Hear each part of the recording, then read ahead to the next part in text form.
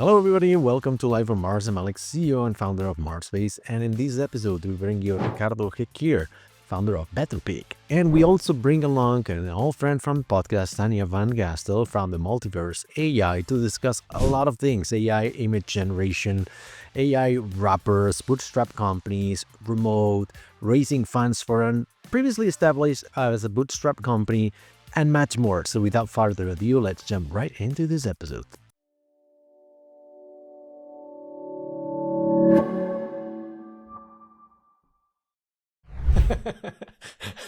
I like how you said amazing at the countdown. Very excited to be here. Funny is you're not American, and I saw this meme the other day. There's like how different cultures they react to the different levels of quality of stuff, and it was like middle ground quality, low quality, best quality, and kind of like Americans. So like low quality is like garbage, and then everything else is awesome. Like from 2 out of 10 to 10 out of 10, it's awesome or the best thing ever, right? And then there was like Europeans, which is kind of like more like middle ground, and then Eastern Europeans, which is like everything is garbage, right? Everything could go wrong, and maybe there's like 10 out of 10 is like, well, we'll see, you know. So, I don't know. Okay, you can. I can. Yeah, but I think it's like a half Belgian, half Taiwanese person. Everything is like, let's be optimistic about this at this point, So like we try to like make sure everything like runs smoothly. I think being like half Taiwanese automatically just makes you, it will be okay. Everything will be okay. Okay, I'm not familiar with Taiwanese culture, so I don't know. For me, as a Mediterranean, for me, it's like everything else is hard to comprehend for me.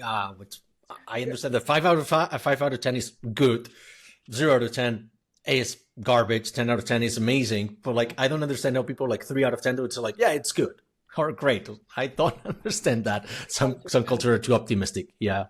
This is like how Germans are like, if it's a 10 out of 10, it's okay. It's okay. Yeah, you're right. Having lived in Germany, I can, I can definitely say that. I can definitely say that. It's like, yeah, it's okay for now, you know. But But realized yeah. that Tanya, you're also half, and I'm also half Mexican now, Belgian. So we Yeah. maybe have like two personalities coming in. Okay. So if I always say if I'm late, I'm Mexican. If I'm like on time or like too early, I'm Belgian, basically. So that helps God. in the I quotation in that sense. I swear half Belgians are doing everything. Like, I don't know if you're watching Formula One, but there's Max Verstappen, who's half Belgian. There's Lando Norris, who are half Belgian. Me and Ricardo are half Belgian. Hear me out here. There's a thing You're here. Yeah. you're taking over the world. No, but that's definitely something interesting because in business, and I don't want to go off this tangent, but it's definitely something that is worth discussing with people. Maybe having these kind of profiles where you're half and half, or the concept of third culture kit. I think that's also a thing where your mom is from Colombia, your dad is from Germany, and you're born in Italy, something like that. You're a third culture kit. I think it's called like that, and how these people navigate the business intricacies of dealing with Germans or dealing with Americans, and like while working in Russia and stuff like that. And for us as an international company, is like, oh wow, now I got to put on the hat of I'm working with Americans today. But this morning I had a meeting with Catalans. It was like everything was so pessimistic all the time. It was like, yeah, it's like Catalans, like everything is going to shit, basically. So, but I guess you're anyways, more welcome open. to I guess you're more yeah. if you're more open if you're half, because like if you once growing up, you kind of like trying to figure out who you are. Am I like more Belgian? Am I more Mexican? Am I more Taiwanese? And so you're trying to figure out more. And I think you're more open to different cultures and open to different views because of that. Because you're still trying to figure out, am I really more Belgian than Mexican? How much percentage would that be?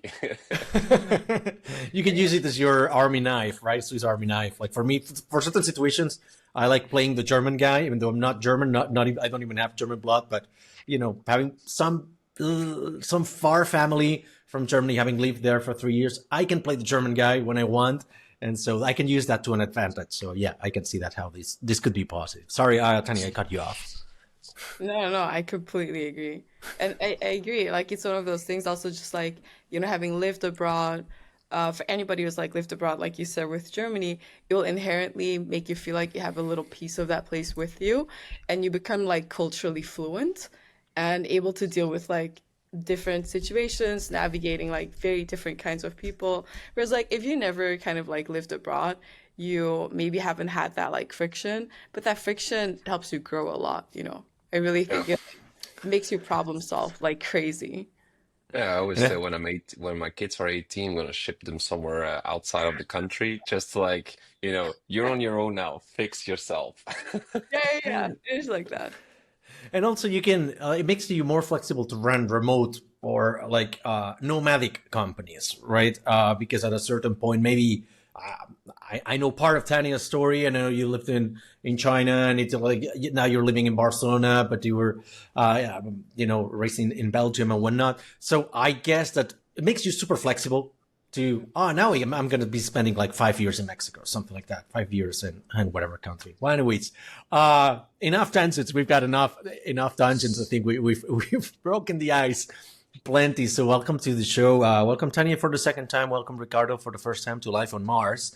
We wanted to discuss BetterPic because we like giving visibility to these kind of projects that often they don't get a lot of press, and I don't know the specifics of the company, but remote companies, bootstrap companies, service-based companies, which is not your case. You have a product, but in our case, for instance, we don't get a lot of press coverage because we sell services. What's the sexiness in that, right?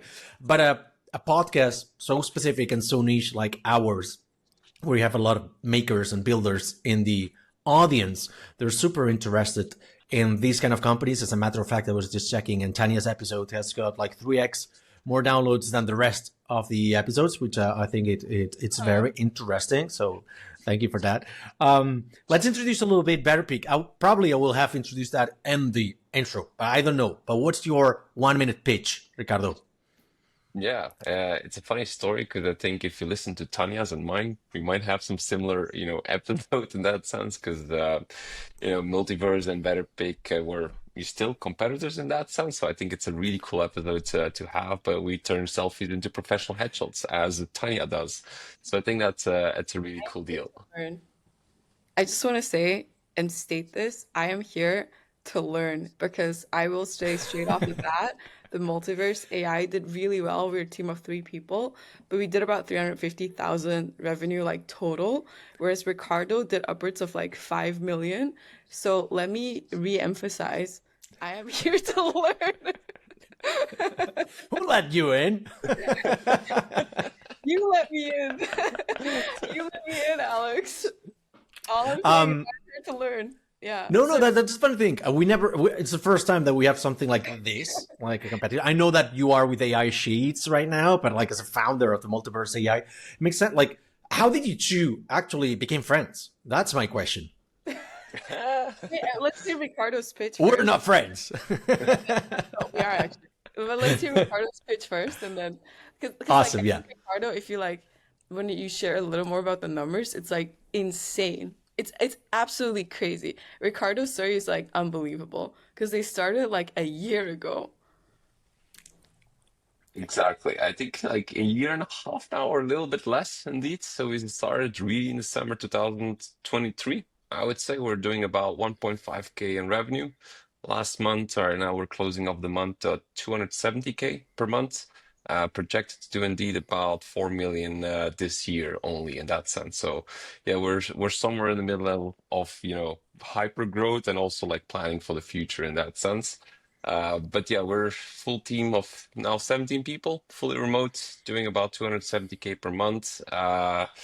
It's been a crazy journey, I would say. But I think the most important thing, we built a really, really great team around the product. And I think that's also the reason why we're here still. Is that entirely bootstrap? If I got it Yes. correctly. So Good. that is entirely bootstrap. We are going to raise some funds. We're in the middle of our fundraising, but up till this point, we're fully bootstrapped. Good. So congratulations on being bootstrapped, on being remote as well, and on what you have built, because I think it's not easy. One of the things that we discussed with Tanya in her episode is that this space, it's pretty crowded, of a lot of companies just getting to demo phase. It's very hard to go from demo to real product. Up to the demo stage. How did you assemble it? What was the initial team, and what was required to make to that point? Was it just kind of like a ChatGPT wrapper or Midjourney wrapper, something like that? What did it take to beat the stage of demoing only? Yeah, so I call it the valley of death because that was basically the journey I feel not just us, but many people went through. And it's the valley of death is when I bought the company December 2023 from the co-founder and CTO still today. And so that was the 1st of December. And I think on the 22nd of December, it was Christmas, showing it to my parents, like, look what we have. And so they showed I showcased the application. They said it kind of looked like a school website, which technically it kind of did.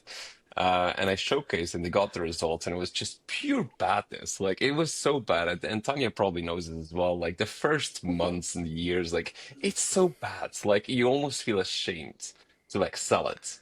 I think our refund rate back in the days was about 10 to 11%. So it was just so bad. Like you're almost ashamed to do it. But I did feel like the question was, what is a time where it will be good enough? And then if it's good enough, you won't see a reason why I would go back to professional photographer. So you kind of have to push the limits and like just keep on bootstrapping until that point where the technology catches up because it's just a catch-up play. At some point, the technology will catch up, and then you have this hyper growth, which we experienced from around September-ish last year. The technology caught up, and then we kind of scaled from there. But before that, it was just very bad. You just have to take the bet that you're building towards something that will scale at some point and make it as good as possible in that sense, and just refund people that were just very angry at us saying this is crap. What was the initial team then? You mentioned a The initial CTO. team was me, CTO. I had the advantage that I still own a marketing agency until 2 days ago. So that is something we use to leverage the as a marketing team. So we had a lot of marketing knowledge in, and I think that's also why we grew so fast, is because we had some hours of the team already inside BetterPic in that sense. So that is what we leveraged in order to operate the business. To think about like these kind of so the reason I wanted to focus on the demo stage is that my impression is that we launched too many AI projects that are going nowhere, and we sort of polluted the web. Let me share a story, personal story. 2 weeks ago, I saw a tweet that was something like, "Oh, it was super outrageous." Somebody like ranting about something. So like, wow, I could create a death metal song with these lyrics, right?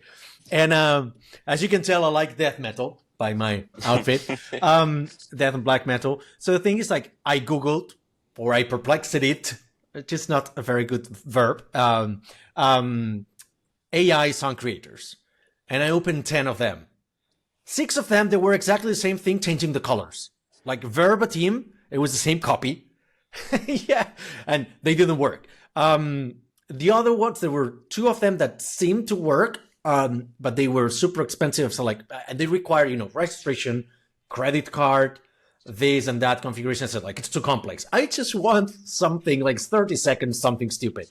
And the 2 that seemed to not require any of this, I got to the point of creating the song, and by the moment I clicked generate, it gave a server error. So it was clearly a dead company just there.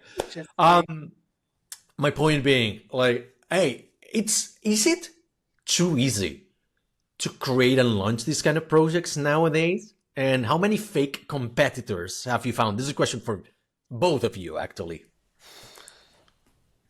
I've You want had to shoot first? yeah. I mean, honestly, Alex, I feel like polluting the web, it's it used to happen in little silos, right? Like we would have our little MySpace or like WordPress or Blog or whatever, and you'd pollute the web on the little like subdomain. But now you have Lovable, you have Bold, you have all of these things, and people pollute on a main domain. I don't mind that, to be honest. Like, I'll be super direct and say that I kind of love how people are able to bring their vision to life, and really be just like super creative with like anything that they want to build. Like, this has never ever happened before. I can give you an example. My dad is the kind of person who's always like, engineers are so dumb. Why don't they just like build this? And then he calls me and he's like, Tanya, now you know how to build things. Why don't you just build this? And I'm like, Well, the He's the problem idea guy. well, the problem you are talking about will take about like 600 hours to build, not even like maintain, and then it will still only work like 80% of the way. That's what I used to tell him. And he would be like, like very unhappy about it. And then now I tell him like, well, you can try and do it with AI and you can talk to it and understand what it's like trying to tell you, and it can tell you why it's not possible or how you can go about doing it. And so I always think of these things as I think it's awesome that people are able to build, to, bootstrap. It's given so many people so many options to actually start a company. People who are not technical, who do not have financial funds, who don't have other companies going for them. And I include myself as one of those people. And I would actually say that like now building is the easy part, and for a long time, building was a hard part. But because building is now the easy part, marketing is the hard part because no two companies are alike. Of course, you can go in and be like, hey, Lovable, make me this like Suno.ai death metal copycat. Leave it there, and it does absolutely nothing. And in the end, the people who are only making money are Lovable, right? Like the people who like sell the shovels during the gold rush. But then people take it further and they invest in marketing. And the difference between actually having a company and making it into, sorry, having a business and just having a platform is dedication, commitment, and time. That's like the true core of the thing. So I'm gonna tell you, like, I really don't mind. I kind of love that people are doing this and that there's this like opportunity for everybody to like partake in their curiosity and like explore it. As for like headshot generators, I think like I'll give you, I have a number in my head. I'm gonna write it down and then let's see how much Ricardo says. I'm literally gonna write it down now. I'm loving this. And Let's then go. let's see. Make your guesstimate. See if your market research is Yeah. accurate or not. Ricardo, Yeah. Yeah, what's your so take? I would definitely agree on with Tanya. I think the 0 to 1 stage got very easy, and that's why everybody's doing it. But there is a difference between building a side project and building a real business around it. And I always said, and I knew when I was talking to many people in the space, I said the reason why we're gonna win is not just because we can build things, but because we can actually build a whole company around it. We've actually taken the time to really build a whole company, team structure around it, vesting, shares, and all that stuff. So you don't just do that with AI coding, basically. You cannot just convince 17 people to join in your vision by just saying, I built this thing overnight.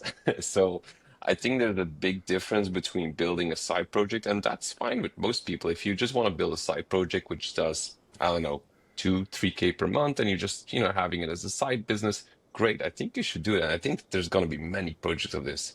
But the difference between doing 3K per month and really going to 300K per month is a very big difference and a very different mindset. From the beginning, we said we're building a company, we're not just building a side project. And if you look at our market, my guesstimate is 80 to 90% of these tools exist. You'll find a website, you'll find something great.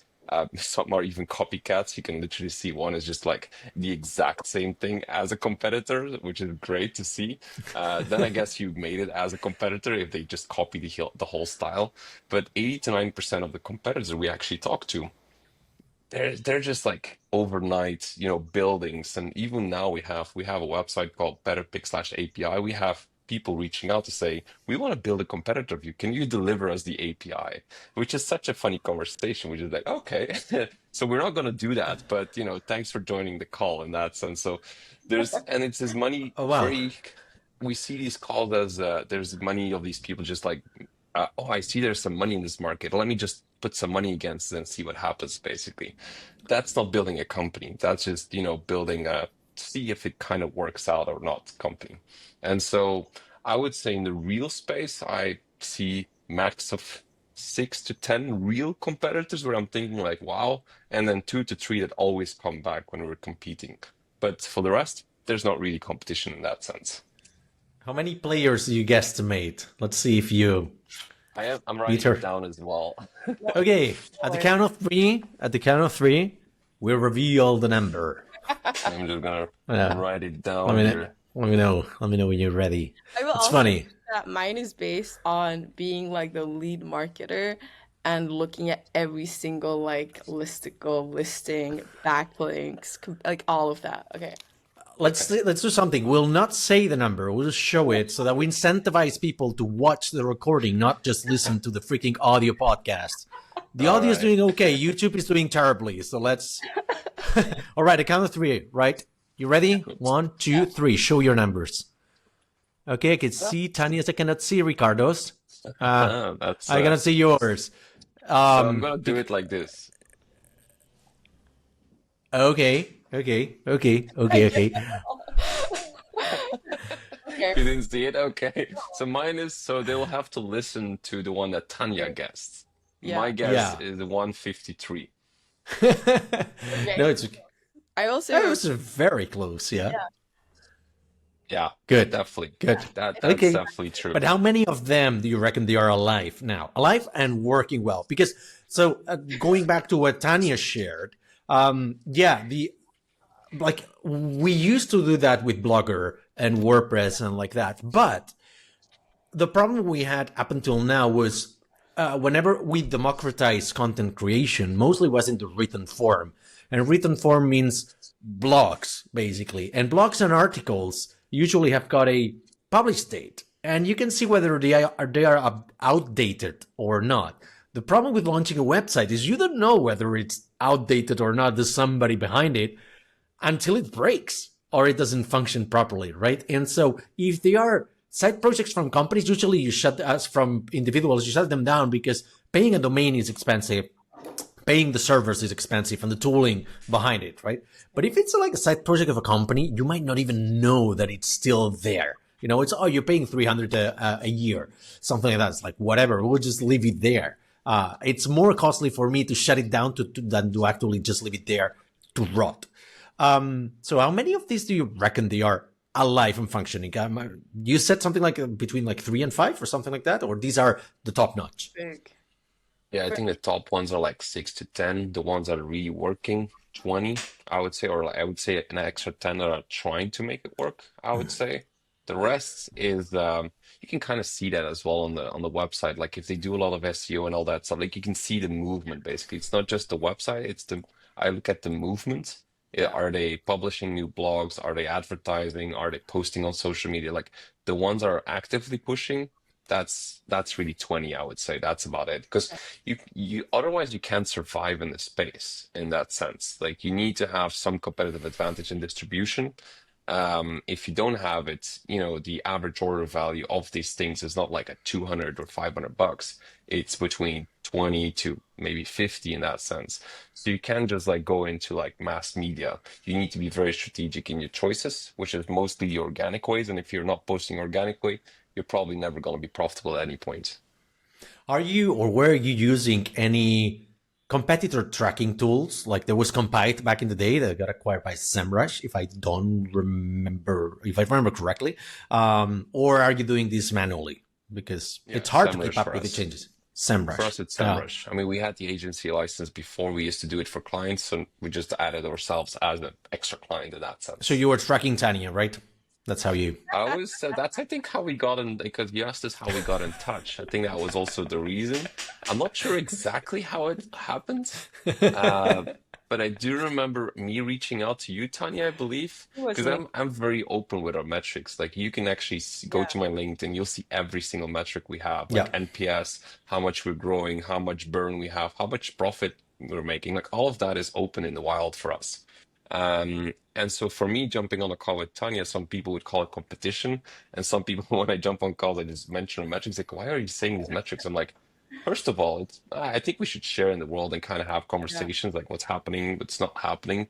And second of all, you know, one is you knowing the metric. The other one is actually doing something about it and like trying to catch up. Like it's like saying, it's like these people that have these business ideas. Like, I have this business idea, I'm not going to tell anybody because it's such a great idea. But it's never going to work because the idea sticks in the minds. I like the idea of sharing the metrics, but as it turns out, and my experience reveals, that most people just share the metrics on the way up, right? They don't share them on the way down. Quite recently, though, Buffer had overcome a plateau, and you're probably aware of Buffer as a company, and they're super transparent with their metrics. And for a couple of years, they were stagnating on their growth, right? And they even like had this slow decline, and they kept on sharing the metrics. And I can see reasons for not doing that.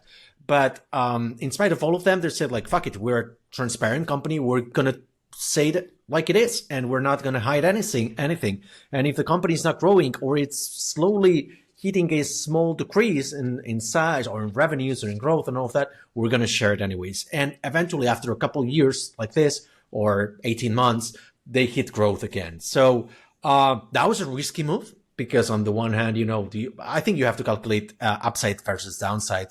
And mostly on the way up, you've got nothing to lose and a lot to gain. Kind of like, shows like you're a high growth company. It's appealing to new hires for talent.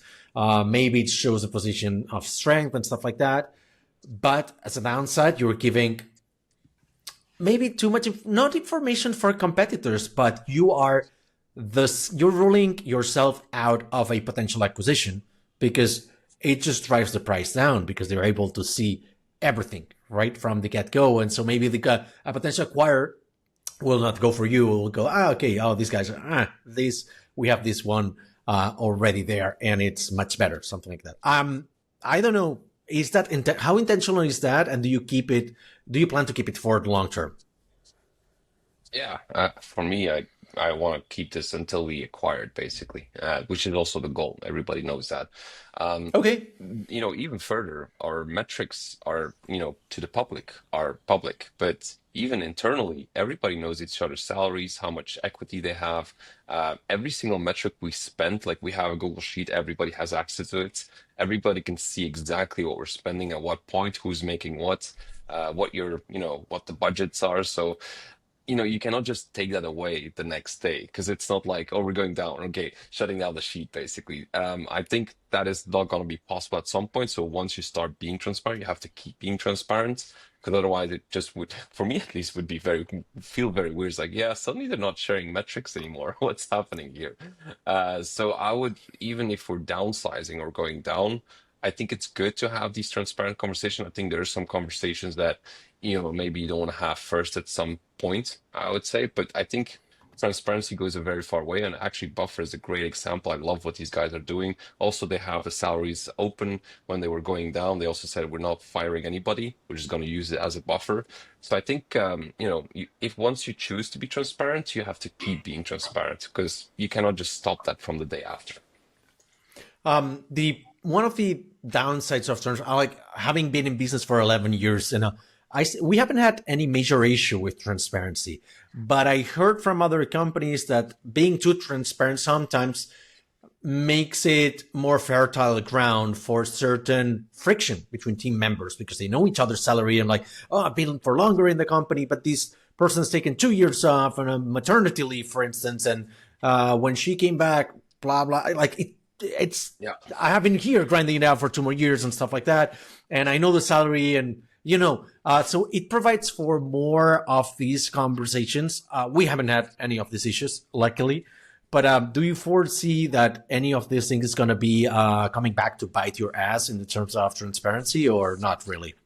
So not really, but I have a very good point on this one. So I see a lot of companies that weren't transparent and want to move in transparency, and that's where the bottleneck is.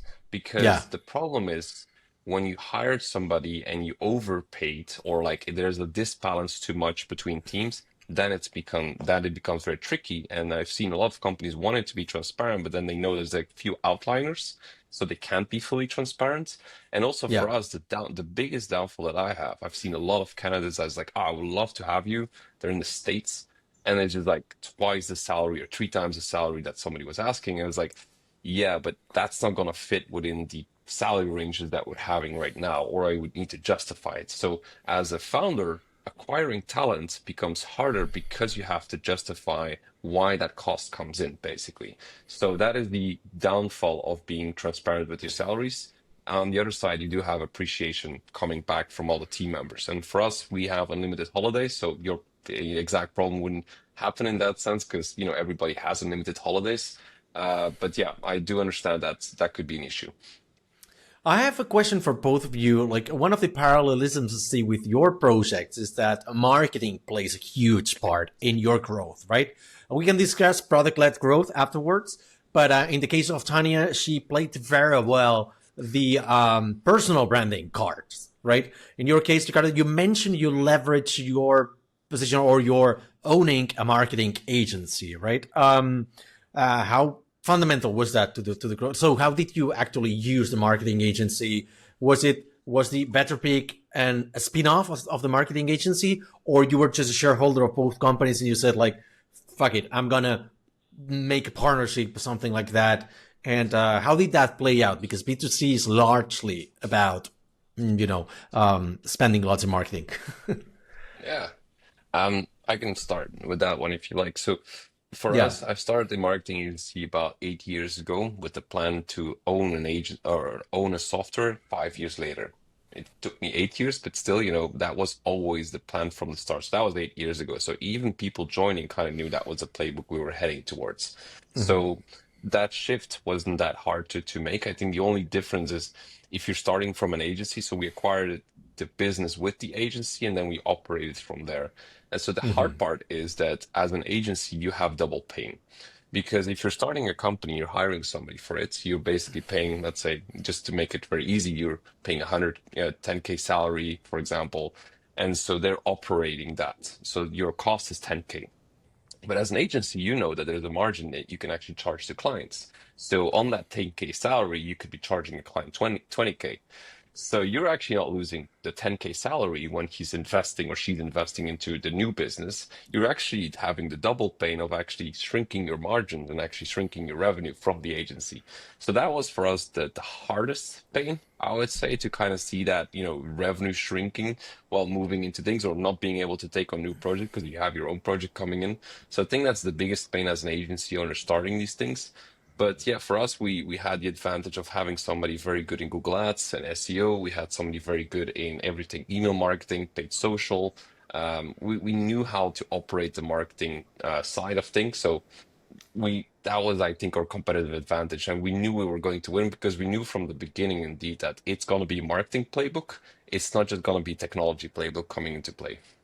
Now, were you paying the agency as like a client or No, not I really? was I was the owner of the agency, that No, helps in that I sense. know, but like the reason is like we tried developing a product 5 years ago to this day, and one of the think failures we had, one of the fuck ups we had is like we didn't treat it like a client, and I think we should have because first off, if you're not treating your own side project or a spin-off as a client, then you end up working only on spare hours. You don't give it like a fixed team. So we had a lot of rotation. We did it only when it was convenient, which in the end was never convenient.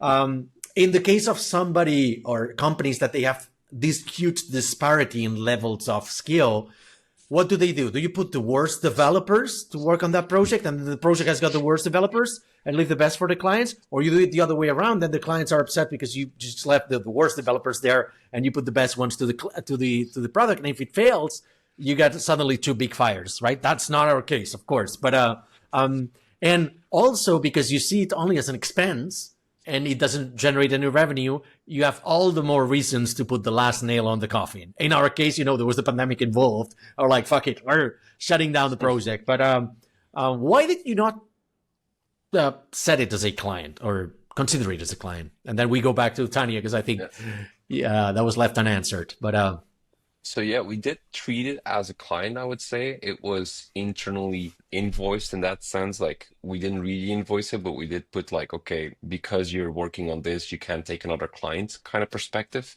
So we did okay. treat it as, you can't take this client on because, or we can't do any clients anymore because of this. So we did treat it like this in the beginning, and in the beginning it was less than more.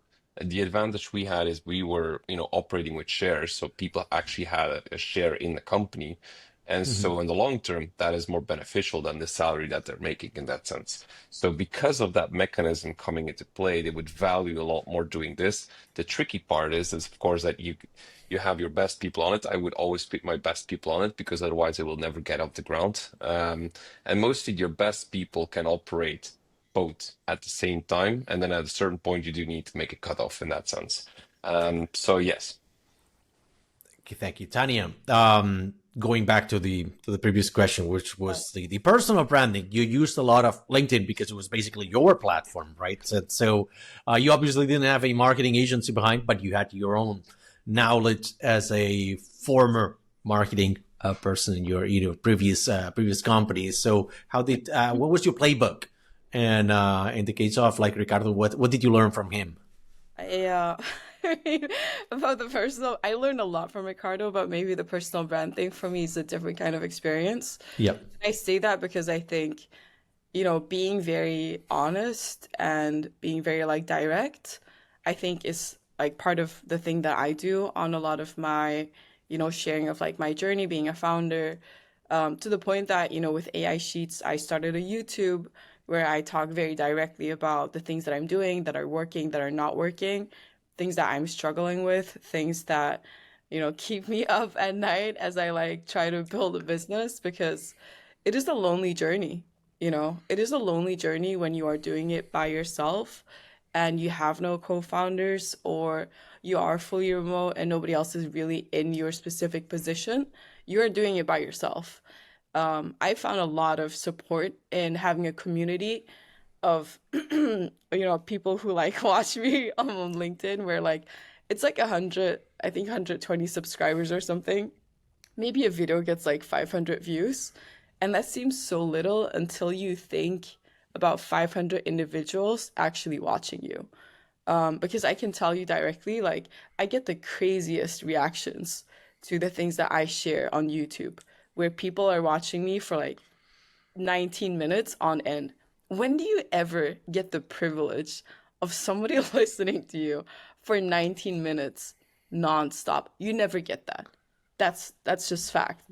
And so when Never. you're able to do that and when you're able to like really like share truth of your experience, and maybe that is somebody who, is thinking about starting a business, is fully in it, is in the same exact position as you, and feeling that like difficulty, and they hear that there's somebody else having that as well, that's extremely powerful. And so for me, it's almost like it's not a social thing, but it is something that I get an incredible amount of energy out of.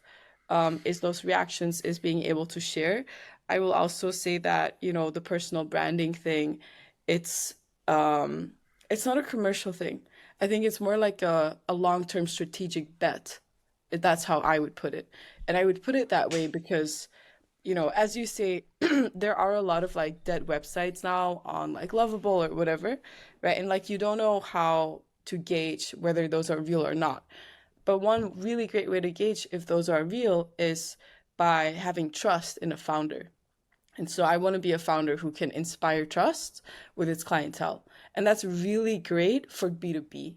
So from like Multiverse specifically, I can tell you that I don't think a significant amount of our sales from like B2C came in through a personal brand, or that played like a huge role. Let's say 10%, if that's like a random number. I'll just throw that out there. I think for B2B though, it is way higher. It is significantly higher, and it is significantly more impactful. So, for example, like Google has bought like 80 headshots of us, and the person who Oh, bought those headshots is connected to me on LinkedIn. Coincidence? Maybe, but probably not. So it's one of those things where it's like, oh, well, I've consistently seen that this person has like talked about this, is committed to this. Let me go check out that product. If that leads to a sale from a big B2B person, that can be a really significant like financial boost to the business. Of course, it really depends on like your ticket sizes and stuff like that. But I honestly think that, with the way that like we're seeing social media these days, the way that like TikTok has like evolved, and I say that as somebody who's like just turned 30 years old, and like sometimes opens up like short videos, and I'm like, oh my God, there's like another half Taiwanese girl out in the world, like sharing stuff about like, makeup or whatever. It's like, that's nice. I didn't know that existed, but now I know that exists. And, my specific profile, like being a woman who is also a founder, like both marketing as well as technical, that's pretty fucking rare. And I hope that that becomes less rare, because whenever I see girls out there doing stuff like that, I'm like, yeah, I love that. Let me connect and like let's have like coffee over Zoom. And immediately we'll always be like, I know there's not that many, but it's really nice, I think, to be able to have that kind of like platform and like share things with other people who may not have like role models that look that much like them, and can kind of see like, oh, she's kind of doing it. I'm only kind of doing it, guys. Like we're talking to Ricardo who's doing like 4 million. I'm not there. But You like keep bringing it up. I just want to tell you, like we can kind of do it. It's like We that's didn't, the message. yeah. We didn't go into what you learned from him, but I'm going to be throwing a curveball to the both of you, Oh because man. I've never had competition directly on the same episode. So did you two For sure. copy anything from each other, from the Can I website? Oh, I like this. I'm going to be stealing this for my product on my I will website. I will tell you how I have seen some of Ricardo's execute, like the way that he kind of like conducts business, because like I think it's a very rare thing. I've worked in other businesses before, and I'm seeing a little bit right now on like the inside, helping with like some consulting here and there. And so I think it's rare to see somebody who is as, I don't want to use the word loving, but I think like thoughtful to his like team as Ricardo is. I think that's really rare, and I think it's always really amazing when a team obviously really respects their CEO manager, because it's very clear how much that leads to like not only a boost in motivation, but also like dedication to working hard and having like a common goal. And I also, that's partially because of that transparency, because we've like in every company you have like significant politics, right? Like you hire smart people, those people are able to then like be abstract and have goals and ambitions. And the only way to kind of like manage that is to have a really strong like executive presence that avoids that and makes it clear. And I think in BetterPic they do really, really well. Like they really execute. And that's so rare. Like Alex, you've worked in Germany in like consulting. Like you're gonna know how rare that is. I worked in Chinese tech. Like I know how rare that is. And so I think that is a huge thing. And then secondly, the ability to like actually scale, because of like being a team. And that involves like really having your shit together and having SOPs for things, and realizing that not everything is a one-off that you just do once, but that actually nothing is a one-off that you do once. You like write it out on a doc, and you put it in like a tracker or something, so because like I remember when Ricardo and me we got in touch, and I think when we got in touch you were like right below us. I think at that point we were doing like, I want to say 35,000 a month, and you guys were doing maybe like 15 or 20, and they were super transparent with their numbers, and you just would fucking like see like fly by. Like at some point, like I think in the last week I was like, Ricardo, I want to talk to you about Alex's podcast. And it was like, should I just introduce you as the founder who did like 3 million in the last year or something? And he was like, no, it's 4 million now. And I was like, what do you mean it's 4 million now? Like, I checked What it happened? like 5 days ago or something, and now you just like added a one. Like, I don't understand. But this is like the pace of it, and like you cannot have that pace if you're a tiny team that also has decided to not scale like that. And that is to some extent a decision, but to a much bigger extent, I would also say that is an option that we didn't have because we didn't have that skill set. That is a learned skill set, and so I think, yeah, those things have been like super, super interesting to watch, because it's kind of watching somebody tackle a problem very strategically as an investor instead of really as an operator. So no copying from each other's website. Ricardo, you've received a lot of praise. Maybe it's time to give back. Say like, Tanya, I totally ripped you off. Like I totally stole that from your website. So, I will be thanks. telling you, Ricardo. I do it all the time from competitors. I'm not gonna be hiding. So So let me see what I stole Smart. basically. Okay. So I like to I Borrow. don't like to steal, but borrow indeed. You're gonna give it back. Artists, what is it like? Copycat steal, artists borrow, or something? Something like that. Yes. Is it? Yeah. I'm not. I'm not. I have the memory of a goldfish, so that's why I usually don't bring up the quotes. You know who we think Because stole from us? We think Aragon stole from us. They're like Mm. okay. the biggest players in the industry. They are also like funded, I believe. And I remember somebody was saying like, oh, I think they stole this like section of exact copy from us. And I'm Ah, God. Hmm. All right, that's my Ricardo, you were gonna say. Yeah, I You was remember gonna any? say I'm trying to steal what I stole. So I definitely like I tried out every competitor in the space, even the shitty ones in that sense that even want to try. And I think you can always draw inspiration from your competition. I Hmm. think I definitely looked at because I don't think we even had B2B before they had B2B. So I definitely went through the whole B2B flow to kind of understand what's going on. So I definitely like I wouldn't call it stealing, but I went definitely went through spying in that sense. If you see Richard Dean in your database, that's me. So just wanted to let you know that is my alias on spying things. So if you see Dean Corp probably in your database, you know it's me basically. So competitors, watch out. But Well, so I definitely went through the B2B flow and I saw a lot of cool stuff. And I think part of like being an operator is deciding and as a company deciding what you want to be and who you want to be for in that sense. So I think I saw a lot of cool things. I think you guys had even like a chat box where you can kind of say, make me, slimmer or make me, give me some sun. I think it was like a text box. And so we discussed this in heavily. It's like, should we do this? Should we not do this? And we as a company decide not to do it. And I think that's sometimes more important, is like not what you're doing or what you're stealing, but what you're not stealing in that sense. And that comes from the things that you actually value and want to be known as, I would say. So I would say I throw a lot of inspiration on the B2B side. I think what I was most jealous about was your personal brands. I was like, ah, come on, say again. There she is. I think what stung me the most, it was like there was like she somehow managed to like have customers post on LinkedIn and saying, "Yeah, I got this headshot from Tanya and it's amazing." And I was like, "Guys, again, what's going on here?" So I definitely haven't cracked that one. I loved that one. I saw that passing by. I thought it was genius. I was like, "Oh yeah, we should have some kind of flow for this." But I think that is the one that I still want to steal. I think that's the word that I would use in this case. it's just yeah, buy her company, and that's it. You have her working for you because she actively can praise you a lot. Let's Let's go.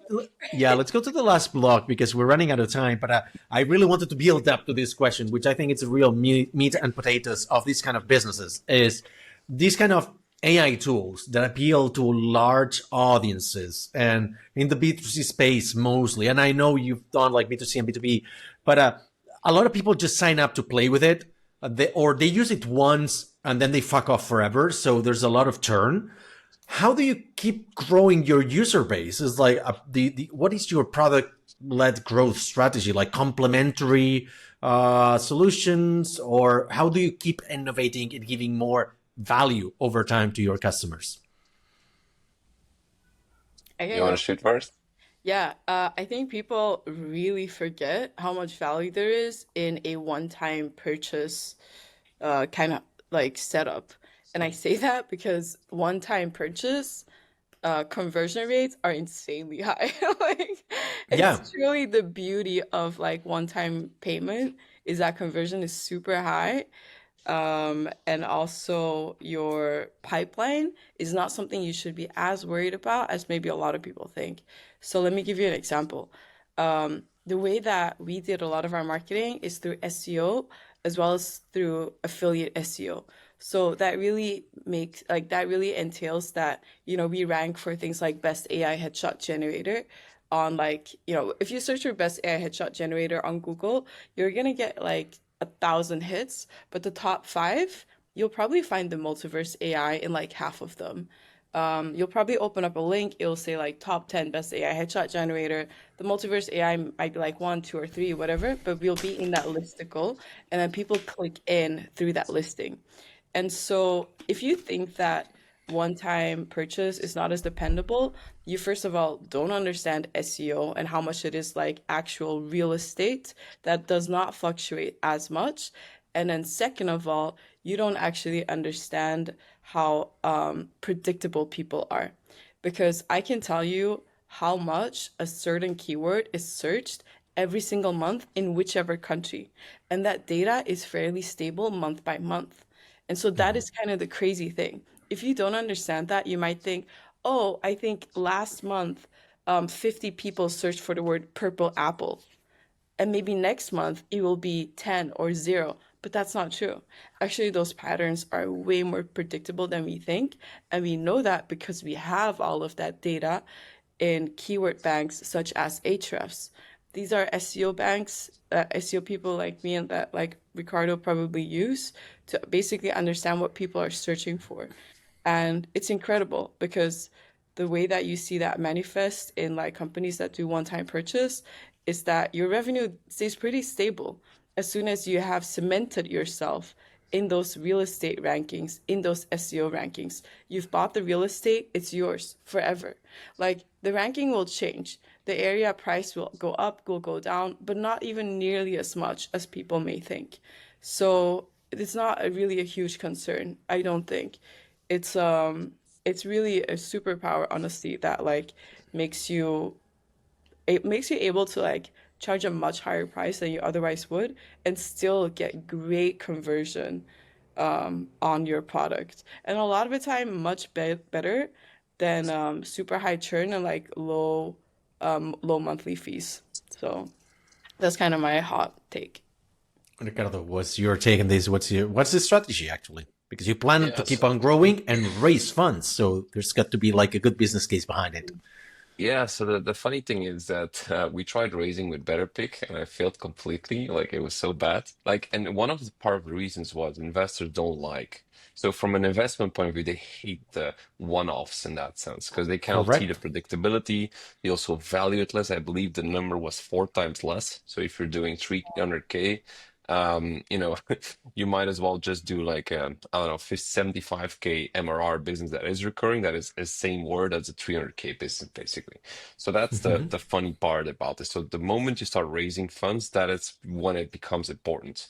But indeed, I agree with Tanya. It opens up other possibilities like high conversion ratios. I think our best affiliate now converts at 10, 11% on our website. Try doing that in an e-commerce space where the average is about 2 to 3%. You don't get that happening in that sense. So we that opens up affiliate channels because suddenly all these affiliates go like, wait, our average conversion rate is 0.5, 1%, and you gotta get 10 with you guys. Okay, I'm just going all in, which basically happened to some of the affiliates. So like, I Yeah. didn't know the space, but now suddenly like they went crazy into the space because they saw these high conversion ratios. So, and then that actually does become predictable because now you have affiliates trying to promote you every single month because they're getting incentivized to earn more, and that becomes a predictable channel in that sense. Now there is of course fluctuations happening, but like Tanya said, that is the real estate that you're now acquiring at scale basically. But for most businesses that is not recurring, it's very hard to raise capital. Reason we're raising capital is, or able to raise capital, is because we have BetterPic, but we're using the same technology to start a new company called Better Studio, which is a recurring business. And for us, at least, I look at it from a perspective of when do you kind of need a headshot? Is it like once per month? You don't really need a headshot once per month. So if the action is not recurring, you cannot really make the product recurring in that sense. That would go against the stream of the logic that you're buying. But we're adding a feature right now that allows you to import any clothing into the world that you find online and put it on the headshot that you generated. That becomes a recurring action because nowadays you can go shopping. You can go like, okay, you know what, Massimo Dutti, Zara, I'm gonna go all shopping and I'm gonna put all these clothes on me and kind of see how it is. Now you have something recurring. So for us, we see it as what is the recurring habit that is created or can be created, and how do we monetize that rather than trying to go in stream of what the person actually wants, which is a headshot every single year, not every single 2 weeks, basically. So that's how we kind of look at it.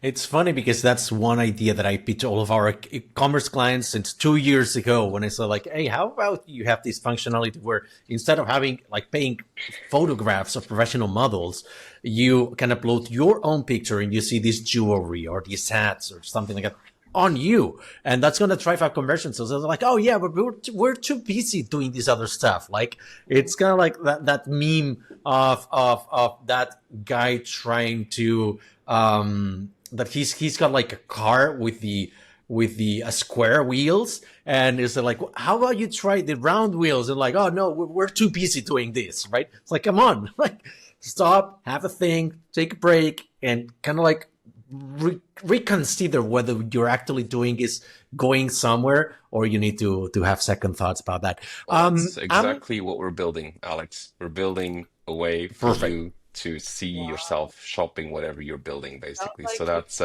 live in 3 months. That's a great idea. I'm excited to see that rolling out.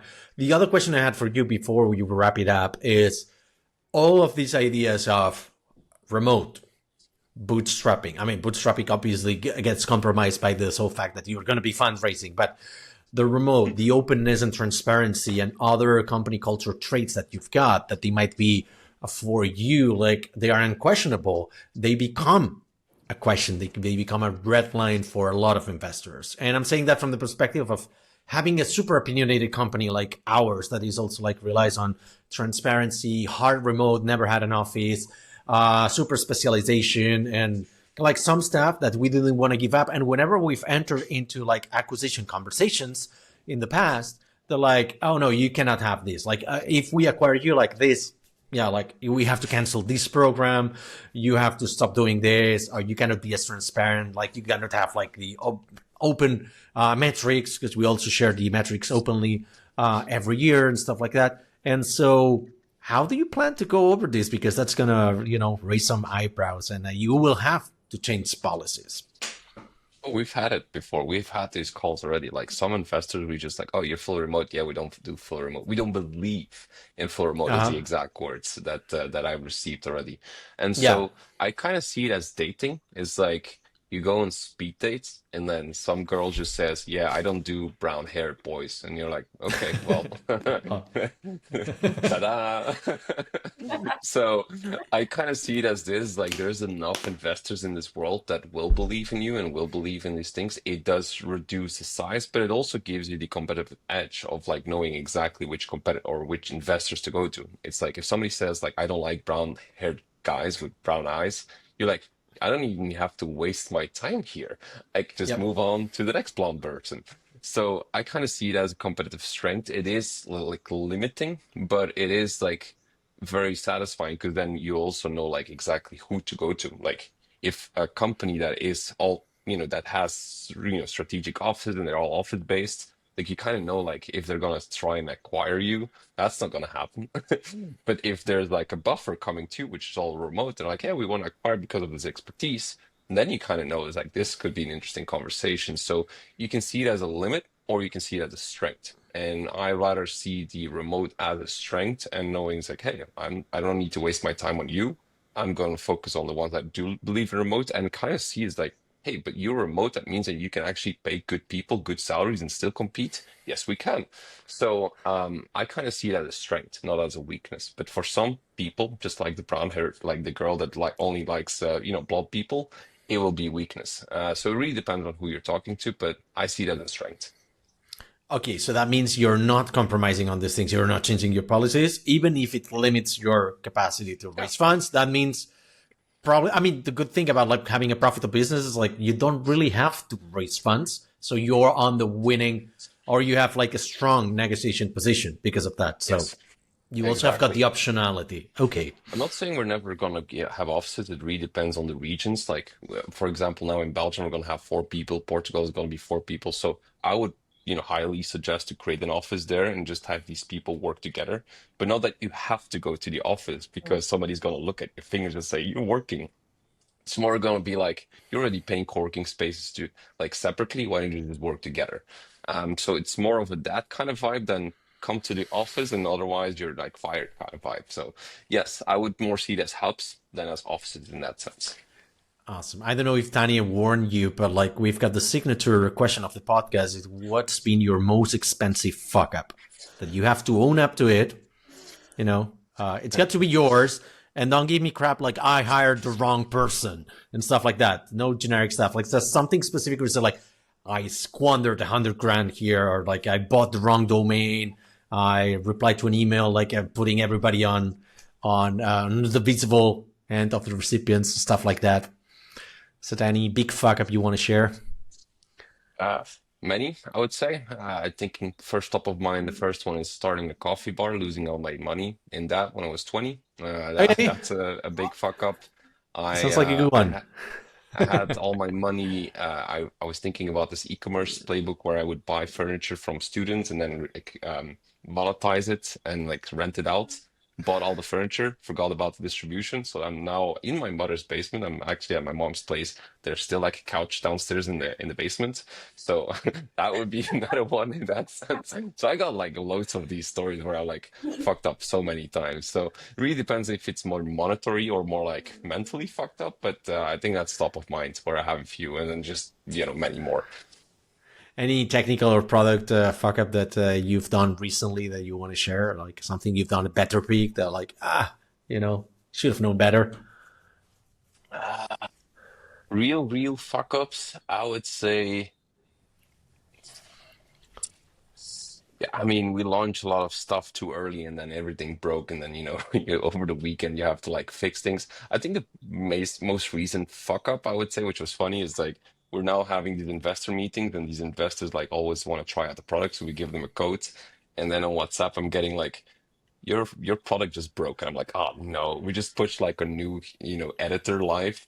And then like the button disappears. So it's like, okay. So I think that could be like the most potential biggest fuck up because you have an investor trying the product and they're like, yeah, this doesn't work. And you're like, we just pushed this damn thing like a 1 day too early. 1 day like earlier, they would have not even noticed. But now I pushed it and I have to explain. And it's like, oh yeah, we didn't do the good quality control. Okay, And actually, no we did deploys on that. Yeah, no deploys no on deploys Friday, on but also Friday. Yes, no deploys the same day you're visiting or you're sending the demo to to an investor because that happens exactly. all the time. All That's gonna right, be the well, expensive one. I know that one. I know. Well, any parting thoughts? How can we help you, Ricardo, to your company? Did we give you the last minute for you rolling out the carpet here? Let us know how can we help in terms of our community, spreading the word out. Uh, you got the attention. Oh, for me, don't really. I think anybody just listening and that is currently building, don't give up. I would say is like It took me 10 years. Like I started when I was 20. I fucked up so many things, and I always say you always need to get it right once. But you can fuck up as many times as you want, and nobody's gonna give about your fuck ups. Everybody's gonna care about the win that you suddenly had, basically. So, I would say never give up. I would say if you really want to make it, you just have to get it one time right. Thank you very much to both of you. I had a lot of fun. Hope you did as well. Thank you very much, Alex. Thanks, Alex. Hope to see you around.